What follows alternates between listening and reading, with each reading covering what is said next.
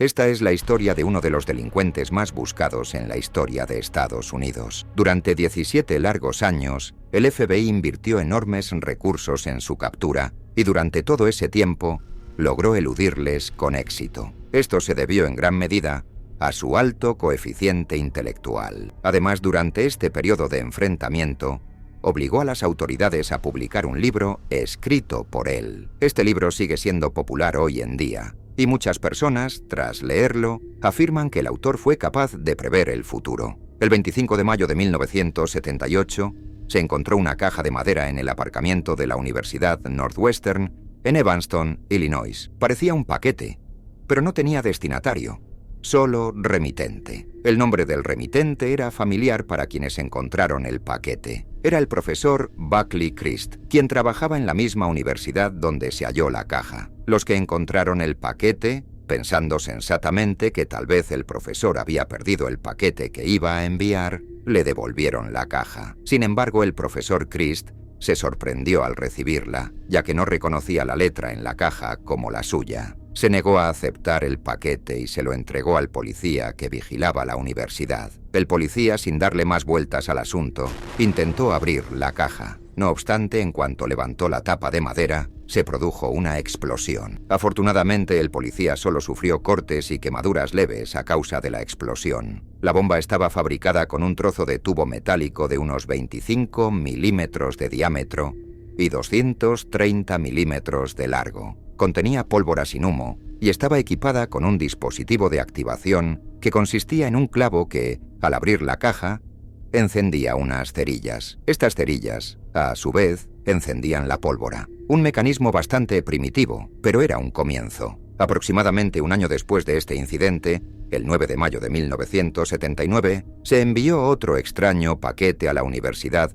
Northwestern en Evanston. Esta vez, el destinatario fue el estudiante de posgrado Joe Harris. La explosión tampoco le causó heridas graves, solo cortes y quemaduras leves. Estos dos incidentes no llamaron mucho la atención de las autoridades, pero 6 meses después, todo cambió. El 15 de noviembre de 1979, un Boeing 747 partió de Chicago con destino a Washington, D.C. Sin embargo, poco después de despegar, apareció humo en la cabina de manera repentina. El piloto se vio obligado a realizar un aterrizaje de emergencia. A bordo del avión se encontró una bomba mucho más potente que las anteriores. Si hubiera explotado, el avión se habría estrellado. El mecanismo de activación de la bomba era prácticamente automático. Cuando el avión alcanzara la altitud adecuada, la presión en el compartimento de equipajes cambiaría y la bomba se activaría con este cambio de presión. Pero debido a un pequeño defecto, la bomba no explotó de inmediato, sino que primero comenzó a humear, lo que permitió detectarla a tiempo. Un crimen de esta magnitud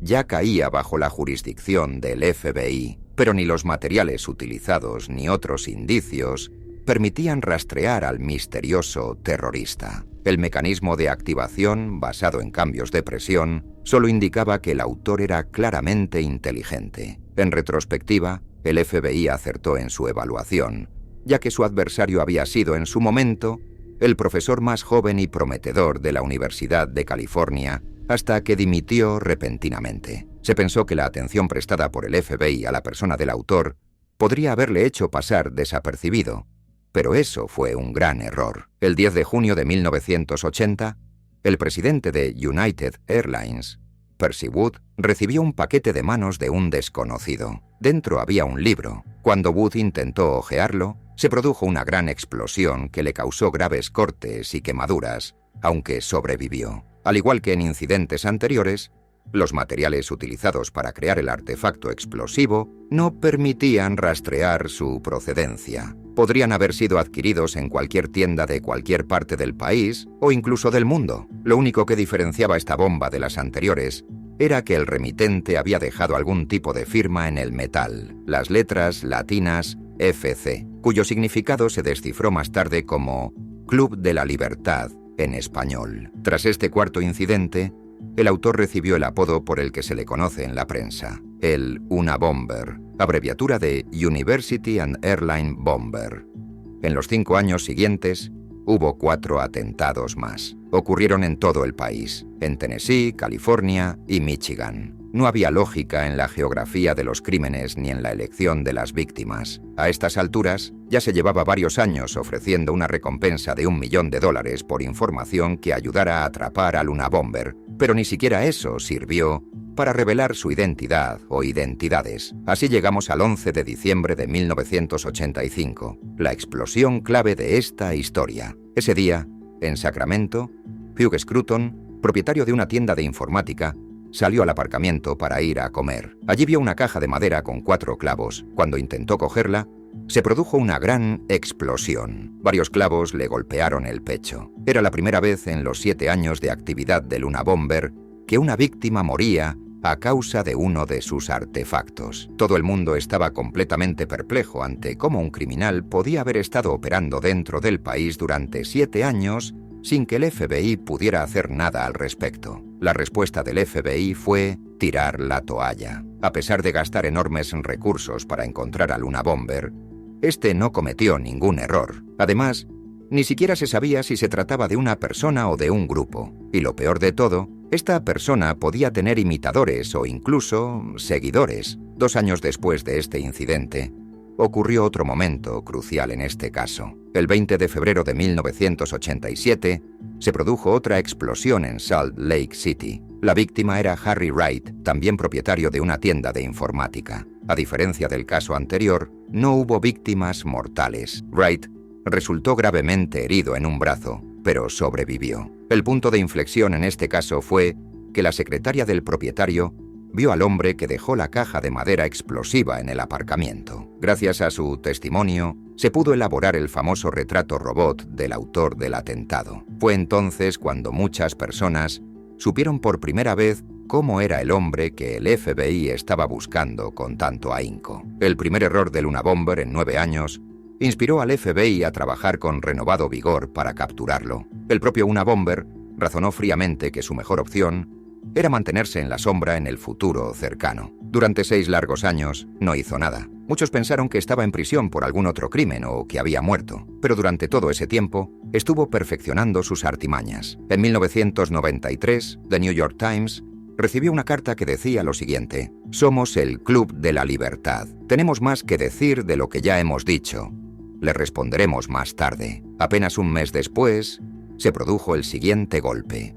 En junio de 1993, con solo 2 días de diferencia, las explosiones afectaron al Dr. Charlie Epstein y al profesor David Gelernter en California y Connecticut, respectivamente, 2 lugares separados por 4.000 kilómetros. Ambos sobrevivieron, aunque Epstein perdió los dedos y Gelernter sufrió la pérdida de un oído. Tras 6 años de silencio, el Unabomber regresó. La paradoja fue que en ambas explosiones se encontraron pruebas como cabellos en los restos de las bombas. El FBI descubrió que esto era un ardid para despistarles. El autor recogía cabellos de personas desconocidas en lugares públicos y los colocaba en sus artefactos. Sin embargo, el FBI sabía que el Unabomber no era tan ingenuo como para dejar rastros tan evidentes, y rápidamente descifraron el truco. Ya era el 15º año de terror, y nadie sabía cuándo acabaría este martirio. Mucha gente pensaba que solo el Unabomber podría detener esta ola de terror. Quizás,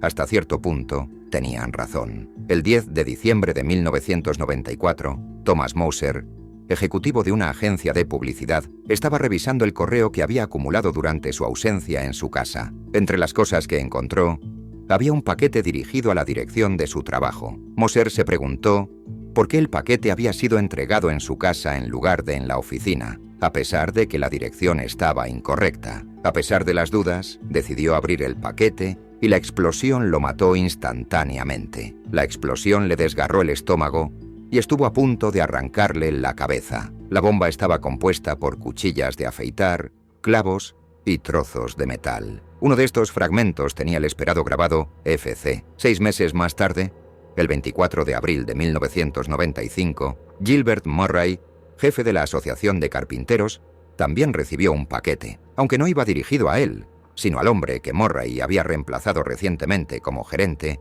La explosión lo devastó. Este fue quizás el artefacto más poderoso del Unabomber hasta la fecha. Ese mismo día, Muchos científicos recibieron cartas amenazadoras firmadas por FC. Además, The New York Times recibió una nueva carta del Unabomber. Aquí hay un extracto de esa carta.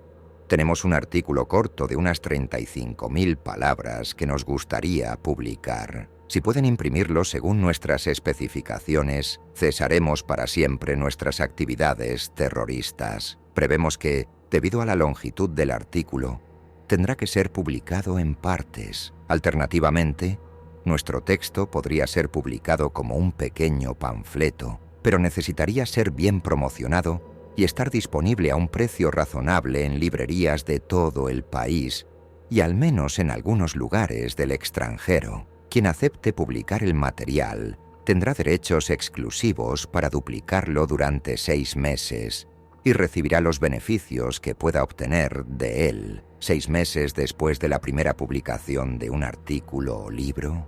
El texto deberá pasar al dominio público para que cualquiera pueda copiarlo o publicarlo. Cada año, durante los 3 siguientes a la publicación de nuestro artículo o libro, debemos tener derecho a publicar en The New York Times o Washington Post un artículo de 3.000 palabras que amplíe o aclare nuestro material o responda a las críticas al mismo. ¿Cómo sabe que mantendremos nuestra promesa de abandonar el terrorismo si se cumplen nuestras condiciones? Nos interesa cumplir esa promesa. Queremos conseguir la victoria reconociendo ciertas ideas. Si rompemos nuestra promesa, la gente nos perderá el respeto y será mucho menos probable que acepten nuestras ideas. Por favor, asegúrese de que la respuesta a nuestra propuesta se difunde adecuadamente en la prensa para que no se nos escape. No se equivoque al decirnos dónde y cuándo se publicará nuestro material y cuánto tardará en imprimirse desde el momento en que entreguemos el manuscrito. Si la respuesta es satisfactoria, terminaremos de imprimirlo y se lo enviaremos. Si la respuesta es insatisfactoria, empezaremos a preparar nuestro próximo bombazo. Un par de semanas más tarde, The New York Times y The Washington Post recibieron el artículo, que más bien podría considerarse un libro. Se titula La sociedad industrial y su futuro. Hoy en día este libro sigue siendo publicado y tiene una buena acogida entre los lectores. Sin embargo, en aquel momento, permitir que el FBI dictara sus condiciones y luego se retractara parecía impensable. A pesar de todo, el FBI autorizó la publicación del artículo. Retrasaron el momento todo lo posible, pero finalmente el 19 de septiembre de 1995, el artículo, que más tarde se convertiría en el libro La sociedad industrial y su futuro, se publicó en The Washington Post. El punto principal de este artículo es que la tecnología desvaloriza la vida humana, la vuelve insustancial, causa sufrimiento mental y sacrifica a los países del tercer mundo en favor de una sociedad tecnológica. El autor, refiriéndose a los liberales de izquierda, como los llama, los acusa de tener complejos de inferioridad, incapacidad para decidir sobre sus propios asuntos y de alimentar un odio hacia los hombres blancos heterosexuales, entre otros. Según el autor, la sociedad moderna, bajo el disfraz de lo políticamente correcto, obliga a las personas a ocultar emociones genuinas como el odio, lo cual no evita que estas emociones existan, sino que las enmascara bajo una justificación moral. El autor critica la sociedad tecnológica que impone a todos alcanzar ciertos estándares sociales, obtener trabajos respetables y renunciar a la violencia. Según él, esto lleva al hombre a vivir de manera antinatural y a buscar placeres primitivos como el libertinaje y las drogas, lo que conduce a la depresión. El autor culpa a la tecnología, el avance tecnológico, la sociedad de consumo y el marketing agresivo de las empresas por este estado de cosas, mientras que señala que la familia está siendo destruida como resultado. El autor idealiza al hombre primitivo, quien era independiente y no dependía de nadie, en contraste con el hombre moderno, que depende de la sociedad, el Estado y las corporaciones. Él sostiene que la sociedad impone sus valores a los niños desde temprana edad, haciéndolos creer que esos valores son suyos, lo que los convierte en engranajes biológicos del sistema técnico. Según el autor, se necesita una revolución para derrotar a esta sociedad industrial tecnológica. En su manifiesto, El Unabomber dejó claro por qué elegía a sus víctimas: científicos involucrados en el desarrollo tecnológico, industriales en la deforestación, hombres de negocios y personas en relaciones públicas. Él creía que estas personas contribuían a la devaluación de la vida humana y manipulaban la mente de la gente a través de los medios de comunicación. Aproximadamente una semana después de la publicación del artículo mencionado,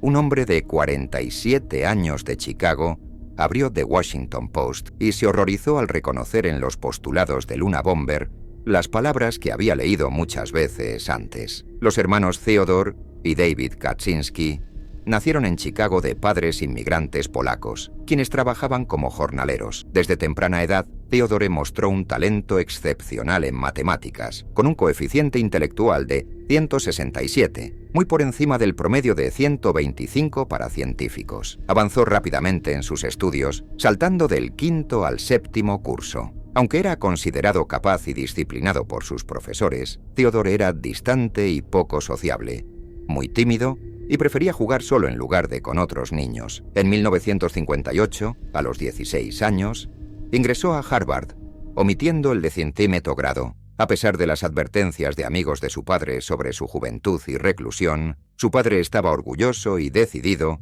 a que Theodore siguiera adelante. En Harvard, Theodore se adaptó bien y fue visto como un joven agradable y talentoso en matemáticas, aunque su habilidad destacaba principalmente en este campo. Fue durante su tiempo en Harvard que Theodore se convirtió voluntariamente en sujeto de un experimento psicológico dirigido por el profesor Henry Murray, que exploraba la formación de la personalidad humana.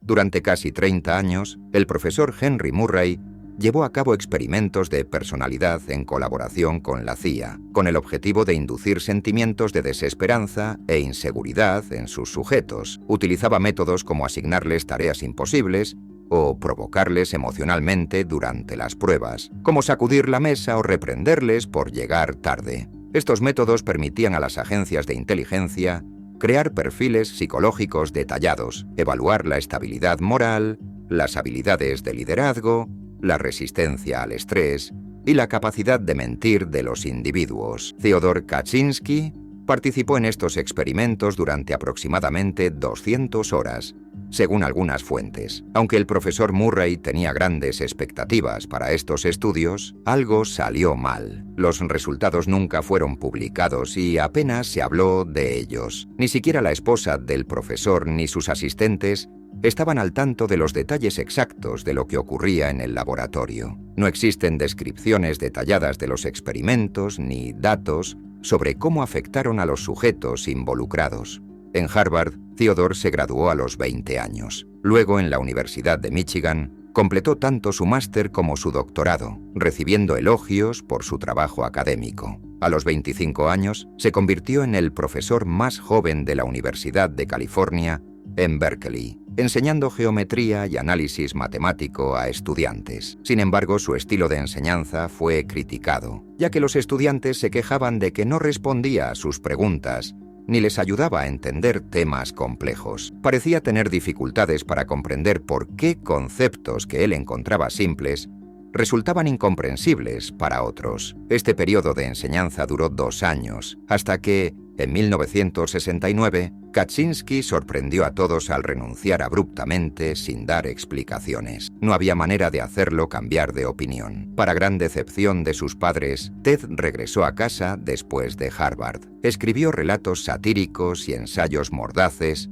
sobre un futuro distópico en el que la ciencia se utilizaba para invadir la intimidad y controlar la mente y las libertades de las personas. Ted envió sus trabajos a revistas, pero su estilo pesado, desarrollado escribiendo exclusivamente artículos matemáticos, no era adecuado para el gran público, y su carrera como escritor fracasó. Ted luego viajó a Montana con su hermano menor David, quien seguía siendo su único amigo cercano. Allí, Ted compró un terreno en el que construyó una cabaña de solo 12 metros cuadrados. Vivía en el bosque sin electricidad, obtenía comida cazando de manera modesta, se calentaba junto al fuego y buscaba estar en armonía con la naturaleza. A veces, sus padres le ayudaban económicamente. En 1978, no muy lejos de su cabaña en una zona aún virgen para el hombre, Kaczynski descubrió la construcción de una carretera. Lo que vio le molestó tanto que decidió vengarse de la sociedad y llamar la atención sobre los males del sistema de una forma radical. Así fue como se convirtió en el Unabomber. En ese año,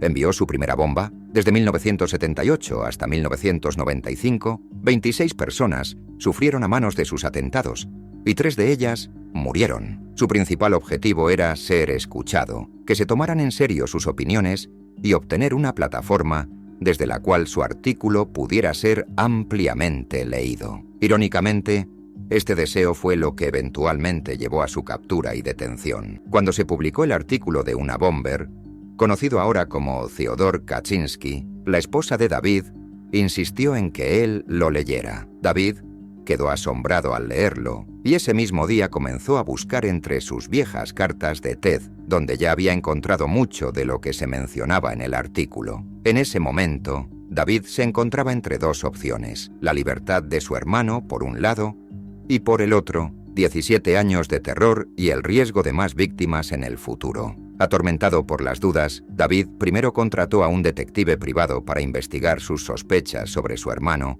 antes de decidir ponerse en contacto con el FBI. El 3 de abril de 1996, los agentes del FBI detuvieron a Theodor Kaczynski en su cabaña en las afueras de Lincoln, Montana. En el momento de su arresto, se encontraba en un estado notablemente descuidado. En la cabaña se descubrió una bomba lista para ser utilizada y un manifiesto original mecanografiado. A su hermano David se le prometió que el FBI mantendría su anonimato como informante, pero lamentablemente esta información se filtró a la prensa al día siguiente de la detención de Theodor. Posteriormente, David recibió una recompensa de $1 millón por parte de las autoridades, dinero que destinó a ayudar a las víctimas de su hermano. Durante la investigación y el juicio, se intentó argumentar que Theodor Kaczynski estaba mentalmente enfermo, pero él logró defender su cordura al declararse culpable de todos los cargos. Evitó la pena de muerte y fue condenado a 8 cadenas perpetuas. Theodor continúa cumpliendo su condena en una prisión de máxima seguridad en Colorado. Allí sigue escribiendo y publicando obras críticas sobre la sociedad moderna, instando a la lucha a través de medios legales. Después de que se revelara su identidad, Kaczynski atrajo una gran atención de los medios de comunicación y fue objeto de numerosas solicitudes de entrevistas y comentarios. Sin embargo, rechazó la mayoría de ellas porque prefería controlar el tono de sus comunicaciones y tener la oportunidad de revisar y editar lo que escribía antes de su publicación. Con el tiempo, se desilusionó con los medios y se distanció de muchos periodistas, a quienes consideraba deshonestos. Algunos creen que el experimento en el que participó Theodor Kaczynski en Harvard desempeñó un papel clave en su vida posterior. Sin embargo, no se puede afirmar con certeza si esto es cierto o no. En cuanto a su manifiesto, mirando ahora 30 años atrás, algunos encuentran en él notas proféticas, mientras que otros lo consideran los desvaríos de una persona perturbada. Sin embargo, hay algo en común: la forma en que Theodor eligió comunicar sus ideas, sea cual sea la interpretación que se le dé, es ampliamente vista como desagradable.